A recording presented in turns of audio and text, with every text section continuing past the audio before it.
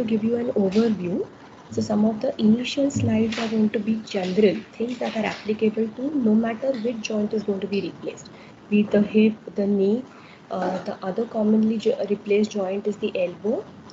Sometimes the small joints of the hands are also replaced, so it is not as commonly done in here and in India, that is, and the ankle can be replaced. Okay, so we will be definitely discussing in details the hip arthroplasties, knee arthroplasties, and shoulder arthroplasties. Okay, if time permits, we'll touch upon the elbow and the finger joint arthroplasties. Okay, but we want to devote a longer time on the previously mentioned three. So some of these things are going to be applicable for these three for sure, and the other arthroplasties that are also conducted. Okay, after that we will be specifically going and looking at the hip, the knee and shoulder in details, because these are going to be the patients that we are going to commonly see in our clinical situations. Okay, so the details to some extent about the history, about the surgery, and then of course we will be following it up with the management protocols.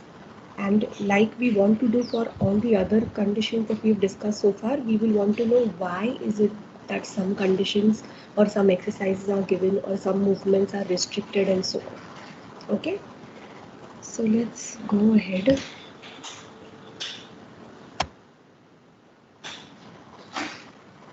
So it is by definition a procedure which involves the removal of the damaged bone, and that is why I said there has to be a removal and a replacement with the prosthetic components. And we have already seen this, it could be partial or depending or total, and that is based upon what is the underlying condition for which the replacement has been proposed. Okay, so what extent has the damage occurred, and based on that it will be decided whether the total joint needs to be replaced or only a partial is sufficient.